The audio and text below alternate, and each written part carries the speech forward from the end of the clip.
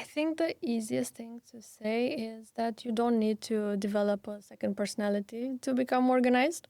You just need the systems that will support who are you today and not a, future version of yourself, an imagined version of yourself, what you were yesterday.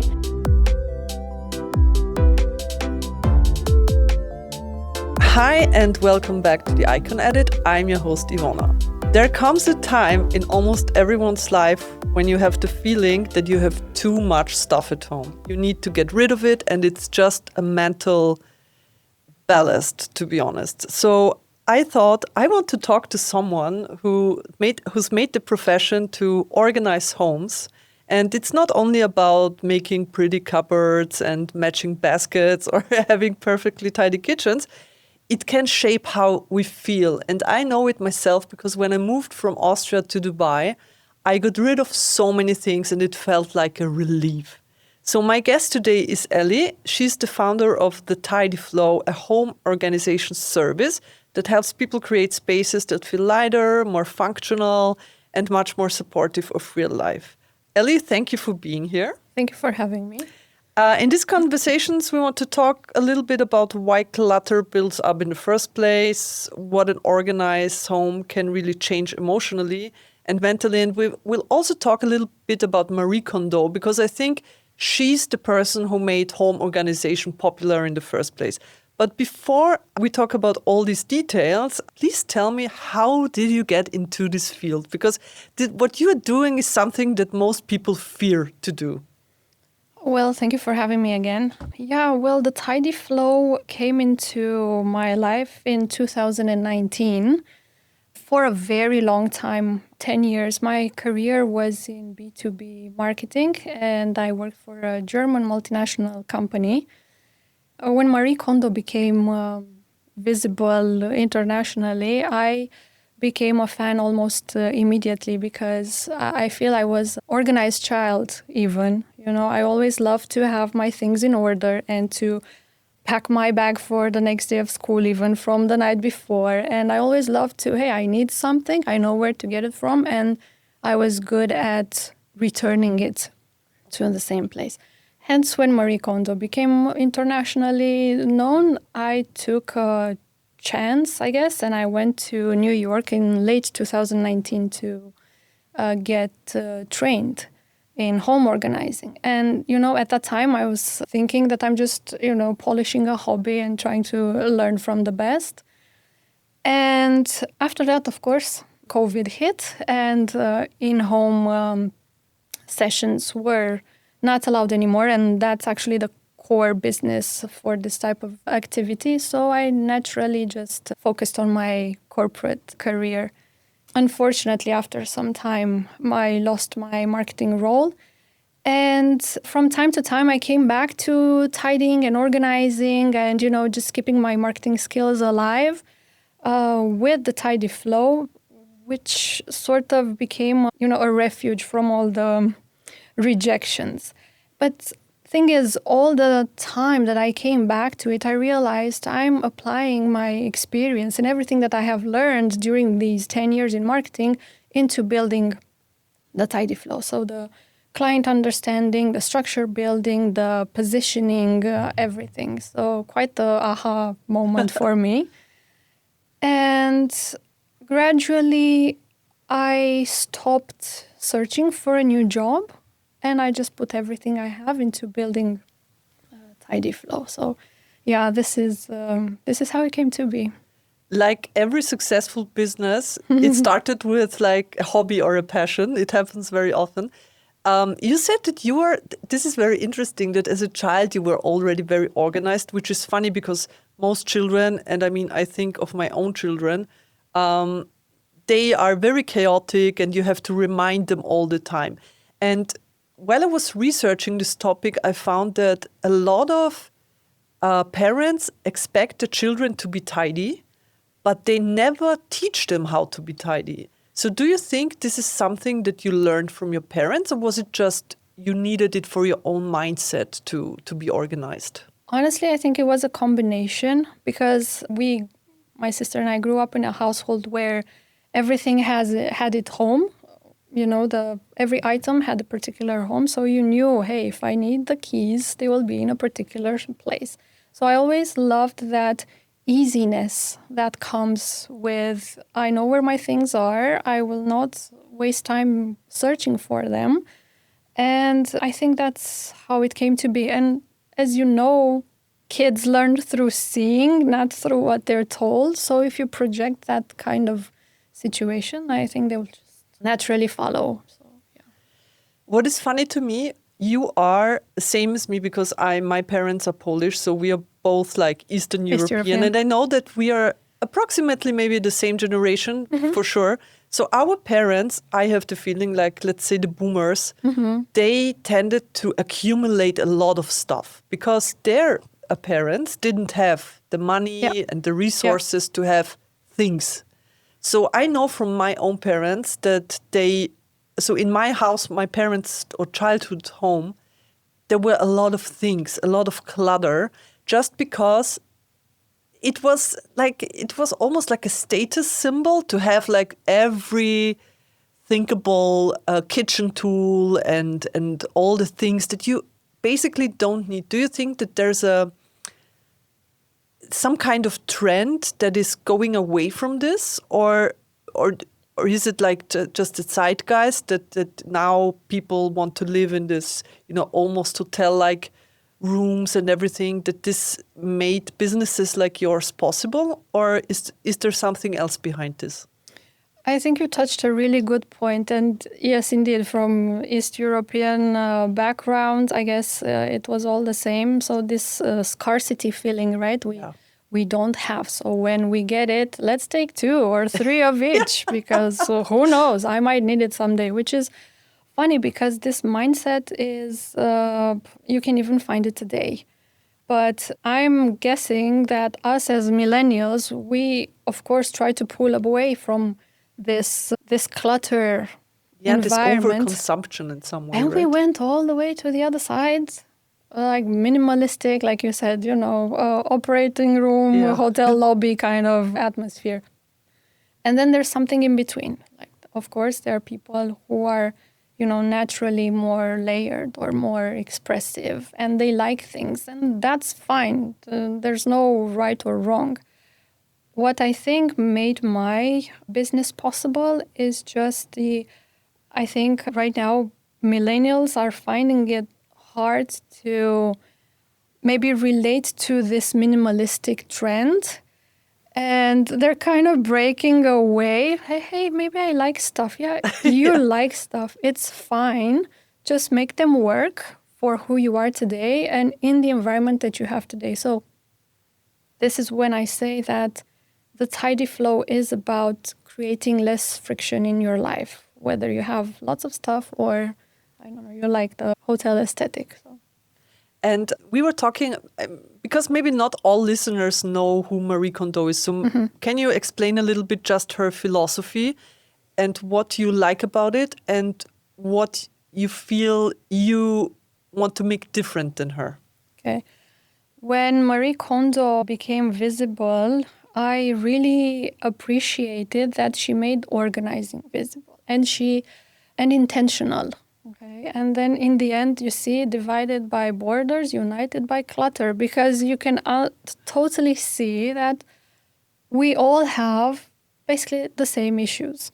It's just in different places. She showed that transformation is possible. Yeah. So when Marie Kondo came about, her philosophy was just to limit of all the possible questions that you might have about the stuff in your house and how to solve it, asking yourself, does this spark joy? And you would basically pick any item in your home and does it spark joy? Over the years, I adapted. I really resonated with that. But over the years, I adapted my approach because, first of all, I realized that rigid rules don't necessarily serve busy families or busy households. And also some people, they resonate more with practical language than with the emotional language. So even if you would ask somebody, does this spark joy for you? The person might not understand what you mean by joy. So you can ask, does this item earns its place in your home? Because I can give you an example. Yeah, nobody jumps for joy at the sight of their vacuum cleaner, right? But it makes your cleaning faster and definitely more efficient. So obviously, then it deserves its space in your home. So, sometimes joy is emotional, but sometimes it's all about usefulness and convenience. So they both work. I feel Marie Kondo is very strict, as you said, and very minimalistic. So I feel she is one of those people who are living almost in this like hotel lobby, operation room style You are right. environment. You're right. What I noticed, though, is after she had her third child, if I'm not mistaken, she came out to say that actually, it is very hard to maintain this type of lifestyle when you have kids. And of course, we're talking here about applying a formula universally to everybody, and that's not possible because the best system, the best organizing system that there is the one that you will actually use on a tired Tuesday. And I cannot apply my system to your system and make it work perfectly and you'll be happy and I'll be happy. It doesn't happen. Many people think that home organizing is just about making the space look nice, but as you said, it's also about usefulness, right? So how can you make the home most efficient, I would say, I guess. But also I feel it's a thing for your mind. I feel if you have too much stuff lying around and clutter, then you cannot relax. Your mind is always busy, right? Yes, you're right. You're absolutely right. What I always say is tidy is about how things look and organized is how they function. And here, of course, we talk about minimalism because it's optional, okay? Minimalism is optional, functionality is not. However, you can have a tidy house, but you cannot find anything, or it is hard to keep. Or you can have an organized home that is not minimalistic and still it works and it works for you. So this is what I like to, say all the time. It is a balance always. What is your typical client or your typical clients, and how do they feel after you had your organizing magic with them? Yeah. And also, do you check in on them after some time and see if they keep it this way? Okay. What I would like to say from the beginning is that people do not get messy intentionally. Okay. So usually how things happen is if you think about stuff comes into your house every day, right? And people do not pause to reorganize their houses in that moment. Usually the decluttering and organizing decision comes at a breaking point. Okay, either people reach the point where they just say, you know what, I cannot live like this anymore, or they're preparing for some sort of event, like a baby is coming or guests are expected, something. And this is the type of client that reaches out to me, whether they have just moved countries or they're planning to move and they want to take, let's say, only the necessities. This is the usual clients that I get. Okay. And about the upkeep, because I feel it's easy to like get rid of stuff and then organize it, but how to keep it? Like, is there any practical magic sauce that you would say you can apply to your own life just to keep it the way it is? So talking about something that could be potentially applied universally in this organizing and being an organized person is that every item in your house needs to have an assigned home as well. Think about, maybe you like the keys trays where it says keys and you put your keys there. I think it's almost as in an apartment building, you will park your car only at your assigned place Yes. and not somewhere else or 10 floors down or 2 up, because that's where you know you're going to get it from. It's the same with everything that you own. And as soon as you work on building new habits, okay, you don't put it down, you put it away in its space where you know you're going to get it from next time. It all sort of, flows in cascade. So it's the same like people that say, okay, before I go to bed, I will put everything in the dishwasher. Absolutely. Like this, right? Absolutely. So you just have to make it a habit. You have to make it a habit. The habits are there, but maybe they're not serving you so well, right? So let's say right now I'll go to sleep and leave my dishwasher or my sink full as it is and my counters as they are. That's a habit for you. And you go to bed. That's a habit as well. Then we're going to change this habit into, hey, the 10 to 5 minute reset rule that we do every night. So I'm going to wipe the counters, going to put on the dishwasher, I'm going to vacuum if there's crumbs in the kitchen, okay, nothing crazy. And then go to bed. And the next morning you wake up and you don't feel like you're already behind because you look at all the stuff I already have to do. So Yeah, that sounds good. And why do you feel this clutter build up in the first place? Is it because people are just too busy in their like everyday life? Is it because of like mental, say, depressions or other different reasons for that? Or what do you see mostly? What I noticed is clutter is basically an accumulation of clutter is happening where the volume of items that are entering your house is bigger than the system you have to contain it, right? Oh, that's a good definition. Yeah, exactly. So, and usually it's a combination of some sort of mental overload. Yeah, you procrastinate. There's an emotional attachment to particular things and you do not want to deal with it. So a lot of mental overload plus the just-in-case mindset. oh, yeah. Which we all, This is something I was talking about from the generations before us that they had.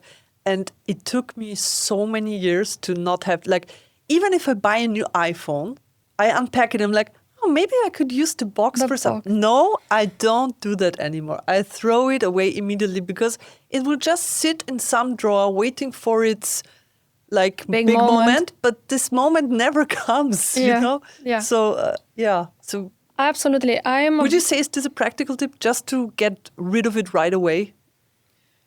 It depends. For example, I'm a fan of, hey, I can keep this box, but not I'll put it away just in case.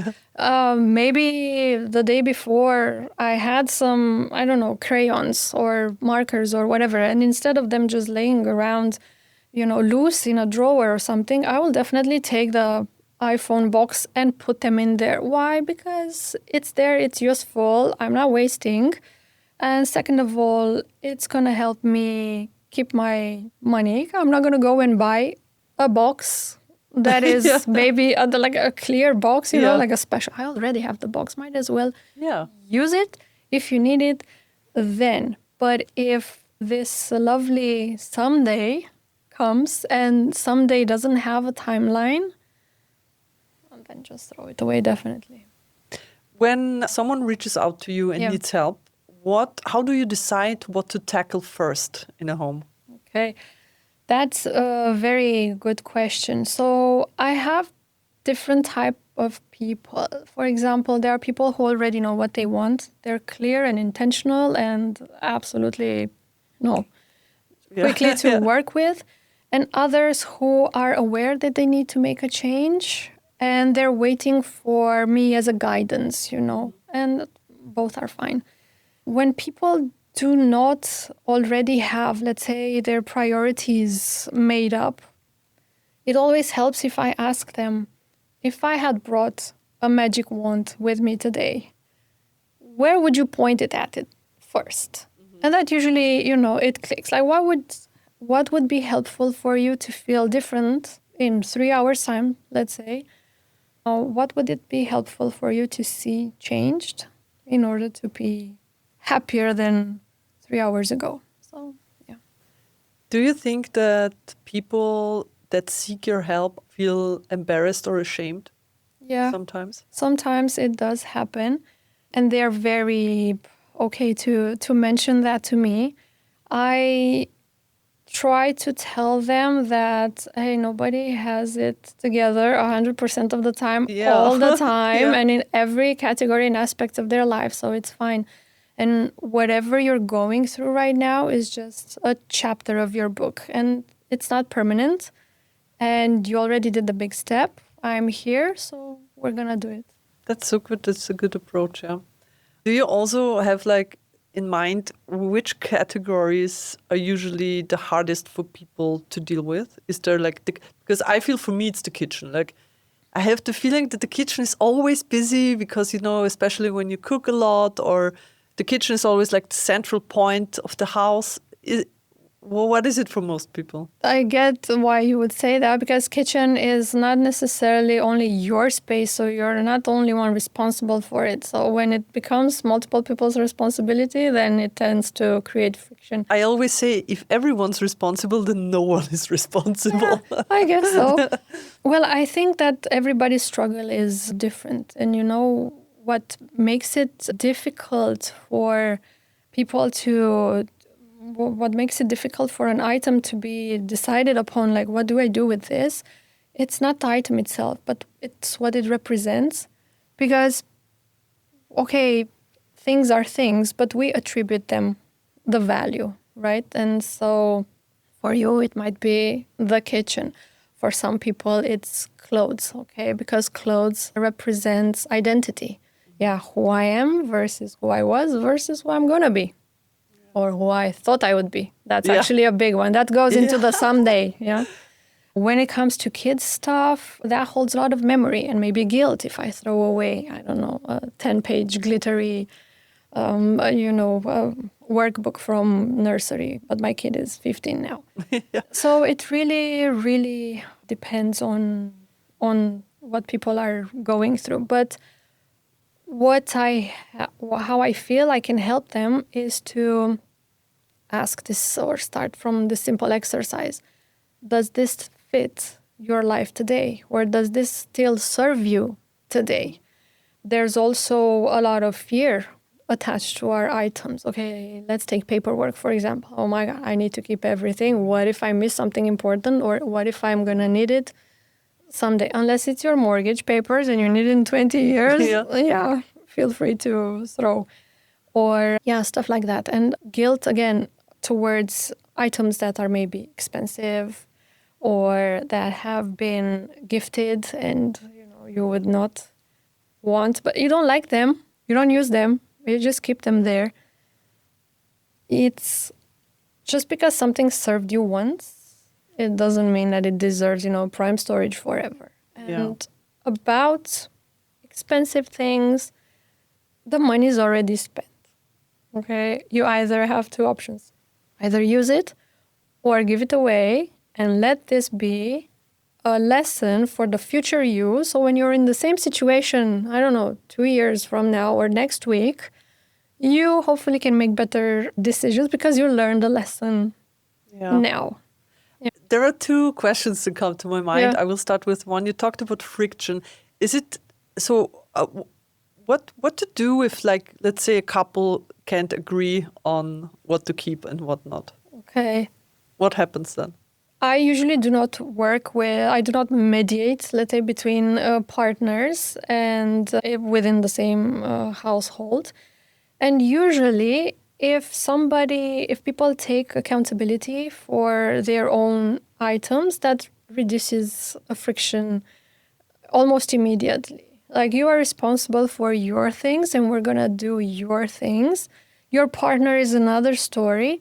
Now, if we're talking about common areas, like you mentioned, the kitchen, of course, it depends on how every family sees their dynamics. But if the responsibilities are clearly set and assigned, then everybody has to do their part so the thing can work as a whole. It's not fair if only one person does it and only one person is responsible for the kitchen. Or so how we do it in my family, we take turns.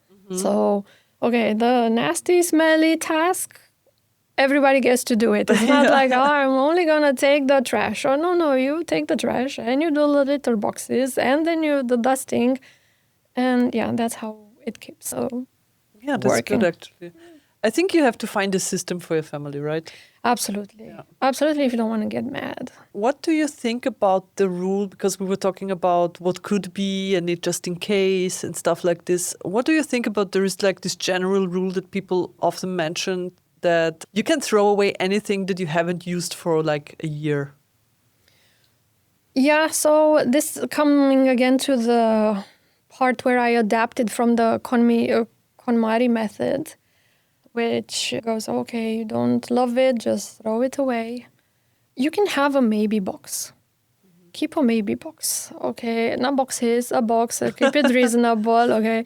Like it can quickly spiral. Keep a maybe box. If you haven't used whatever you put in that maybe box for 3 or 6 months, then it's safe to go and to be used by somebody else. If you're not using it, it's a good product, it's a good item. Let somebody else be happy with it. Yeah, that's good. Just to get practical, what are some day-to-day habits that anyone can incorporate into daily life? You were talking about the 10 to 5 minutes, 5 to 10 minutes reset. Yeah. What other like practical tips do you have for an everyday life that are easy to incorporate in your life without thinking too much of it? Okay. I'm a very big fan of the entryway drop zone. Okay. The entryway drop zone is an area where you will keep your shoes, put your purse, put your keys, put your wallets. If I go into the house, my hands are full. If I drop my keys on the kitchen table, after I'm done, I make sure I go and put my keys in my wallet. And so the next time, if maybe there's an emergency, or maybe I need to leave right away, I know where I'm going to get my things from, and I do not have to run around like a headless chicken. And has anybody seen? Fill in the blanks, which is what I tell my kids a lot. Yeah, I do that as well. I have this area in my home, like when I enter, but then what happens is that after a week there are 7 bags. So then I need to put away the bags that I don't use at the time. Yeah, but it's better than like having them distributed around the house. So I guess I can live with that. I guess you have to be very aware and in the moment, but only for a short time. For I don't know how long it takes to build a habit. Once the habit is built, it will not look like a chore anymore, and it will just look like this is what we do, and that's that. And you move on with your day. I don't have to think, oh, I have to put my bag there. No, you just put it automatically. Yeah, that's so true. Let's talk a little bit about the business side, because that's also very interesting. What has surprised you most about building this kind of service brand? When you started this, were there a lot of this kind of businesses in Dubai already, or did you connect with anyone who has had a similar business? Tell me a little bit how it started. As I mentioned, I opened for business in 2019, actually 2020, but then it flopped really bad because Corona. And by the time I got back, I mean, it was mostly a hobby. And I did some organizing mostly for my friends, and they were really happy. I was very happy to so you help did it them. For friends already? Okay. Yeah. I want a friend like you. I'll call you. And that worked for a while. And now that I'm back into it and I'm putting 100% work into it, of course, it's a lot of backstage work. Okay, the marketing side and building the website and, all that crazy stuff. But it's nice to see it brought to life. And I think there are some businesses like mine. What I try to think of is not lose sight of the fact that it started from a hobby and this is my baby. And, this was definitely in my maybe box. Yeah. And yeah, now it's time. So let's see where it can go.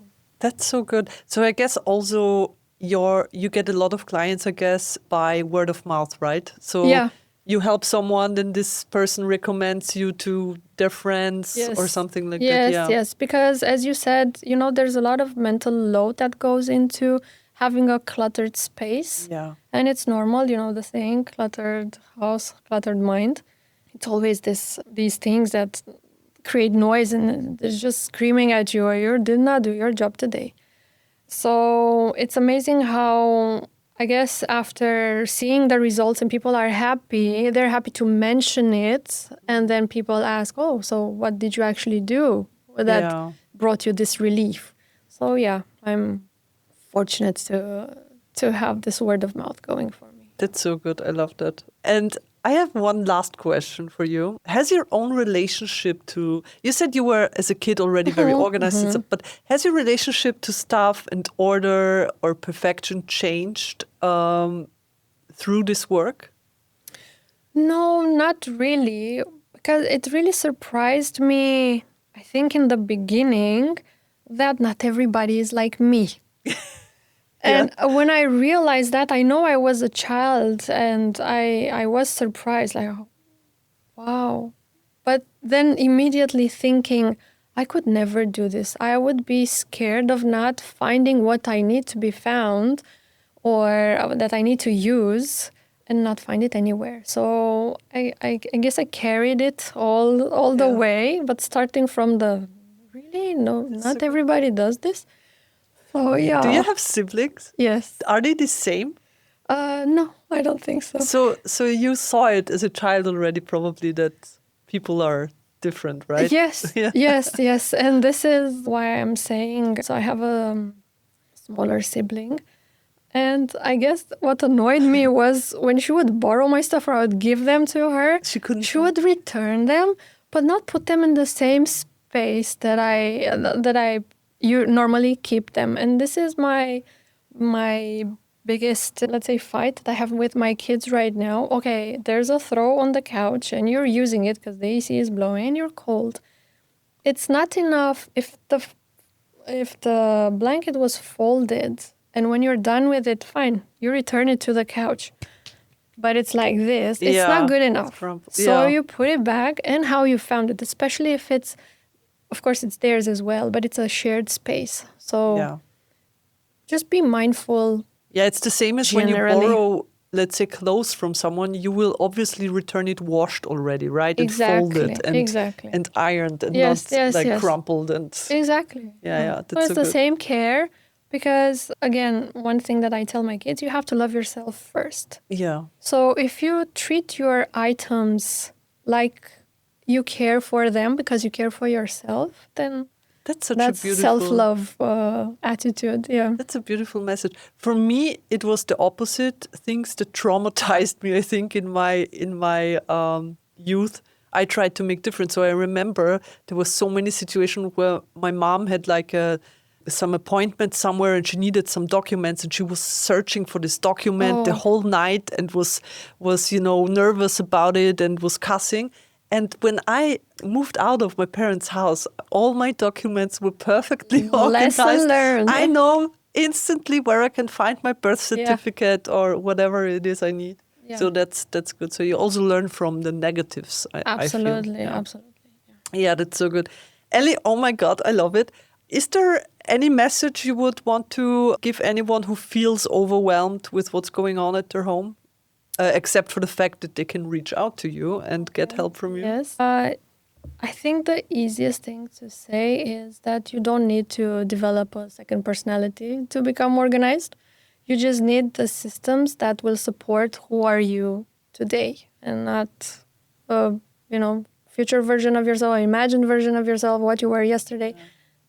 Today, you. That's very relieving. That's a very relieving message. Thank you so much, Ellie. I loved this episode so much. Thank you. It means to me that not every home needs to be picture perfect. And as you said, you don't have to become another person. You just have to incorporate these little habits in your life. And if you feel that you need help with organizing, I will put all of Ellie's links in the show notes so you can visit her Instagram, her website, see what she's doing. It's actually amazing. I love it. And I hope this conversation inspired you to look at your home a little differently and something that doesn't need to be perfect, but something that can work better for you. Thank you for being Thank here. you so much, Ivona. It was lovely. It was a pleasure. And I love that we are matching. Can you believe it? Yeah, it's like amazing. Awesome. Okay, good. Thank you. Thank you. Perfect. 45.